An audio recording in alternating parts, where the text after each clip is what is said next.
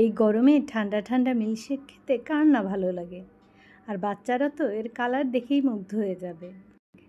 চলেন দেখে নিই কী কী লাগছে। আমি 2 গ্লাস মিল্কশেক বানাবো, তাই আমি 2টা ড্রাগন ফ্রুটস নিয়ে নিচ্ছি। আর নিয়ে নিব জাল করে নেওয়া ঠান্ডা 2 কাপ দুধ। সেই সাথে দিব 2 টেবিল চামচ চিনি। আর যে যেমন মিষ্টি খেতে পছন্দ করেন ওইভাবে চিনি দিবেন। প্রথমে ড্রাগন ফ্রুটস 2টি ভালো করে ধুয়ে কেটে নিব। আমি এভাবে করে ড্রাগন ফ্রুটস কেটে নিচ্ছি। আমার কাটা প্রায় হয়ে যাচ্ছে। ড্রাগন ফ্রুটসের পিসগুলোর সাথে দুধ আর চিনি দিয়ে ভালো করে ব্লেন্ড করে নিব। আর বাসায় যদি আইসক্রিম থাকে তাহলে একটু আইসক্রিমও মিক্স করে দিতে। ফ্রিজে রাখা একবারে ঠান্ডা দুধ নিয়ে নিয়েছি। মিল্কশেকটা ঠান্ডা ঠান্ডা খেতেই বেশি ভালো লাগে।